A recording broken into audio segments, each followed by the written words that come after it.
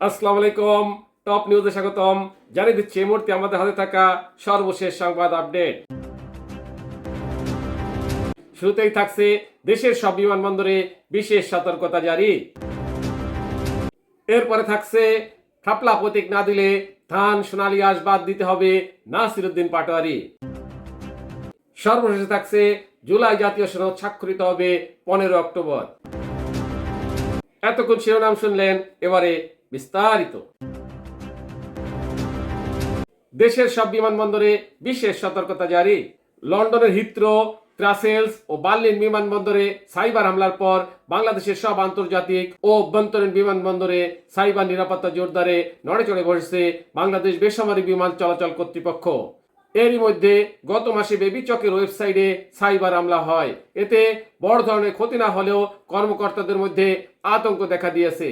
Aviation ও সংশ্লিষ্ট গোয়েন্দাদের পরামর্শে বিমানবন্দরকে তাই 10টি বিশেষ নির্দেশনা দেওয়া হয়েছে।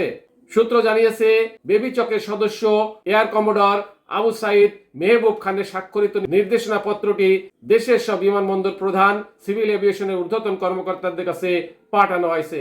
নির্দেশনা বলা হয়েছে, বিশ্বের বিভিন্ন বিমানবন্দরে সম্প্রতি সাইবার হামলা হয়েছে, তাই বাংলাদেশ বিমান পরিবহন কার্যক্রম নির্বিঘ্ন রাখতে সবাইকে সতর্ক থাকতে হবে।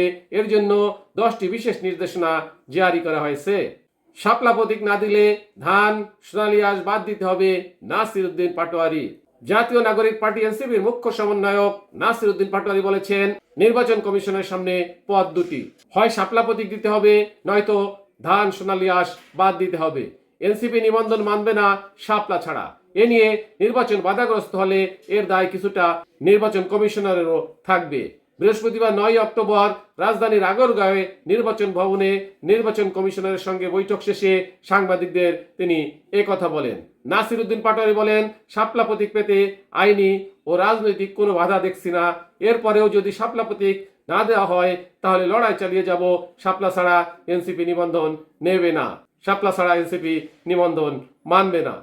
শাপলা প্রতীক না দেওয়ার ক্ষেত্রে অদৃশ্য শক্তির হাত রয়েছে উল্লেখ করে তিনি বলেন, কেন তারা শাপলা দেবে না এ বিষয়ে নির্বাচন কমিশন কোনো আইনি বা রাজনৈতিক ব্যাখ্যা দিতে পারেনি। জুলাই জাতীয় সনদ স্বাক্ষরিত হবে 15 অক্টোবর। জুলাই জাতীয় সনদ স্বাক্ষরের তারিখ চূড়ান্ত হয়েছে। আগামী 15 অক্টোবর জাতীয় সংসদের দক্ষিণ প্লাজায় এই ঐতিহাসিক স্বাক্ষর অনুষ্ঠান অনুষ্ঠিত হবে। অন্তর্বর্তী সরকারের প্রধান উপদেষ্টা ডক্টর মোহাম্মদ ইউনূস অনুষ্ঠানে নেতৃত্ব দেবেন। বৃহস্পতিবার 9 অক্টোবর জাতীয় ঐক্যমত্য কমিশনের এক সংবাদ বিজ্ঞপ্তিতে এ তথ্য জানানো হয়েছে। বিজ্ঞপ্তিতে বলা হয়, প্রধান উপদেষ্টার নেতৃত্বে অনুষ্ঠিতব্য এই স্বাক্ষর অনুষ্ঠানে দেশের বিভিন্ন রাজনৈতিক দল ও জোটের প্রতিনিধিরা অংশ নেবেন। আজ জাতীয় সংসদ ভবনে জাতীয় ঐক্যমত্য কমিশনের কার্যালয়ের সভাকক্ষে কমিশনের এক বৈঠকে এই সিদ্ধান্ত চূড়ান্ত করা হয়। সবাই জুলাই সনদ বাস্তবায়নের উপায় নিয়ে বিশেষজ্ঞদের মতামত এবং রাজনৈতিক দলগুলোর সঙ্গে কমিশনের 5টি বৈঠকে পাওয়া মতামত বিশ্লেষণ করা হয়। বৈঠকে আশা প্রকাশ করা হয় যে বিশেষজ্ঞরা এবং রাজনৈতিক দলগুলো থেকে পাওয়া অভিমতগুলো বিশ্লেষণ করে খুব শীঘ্রই বাস্তবায়নের উপায় সংক্রান্ত সুপারিশ এবং চূড়ান্ত করা জুলাই সনদ সরকারের কাছে জমা দেওয়া হবে। টপ নিউজ এখনকার মতো শেষ করছি।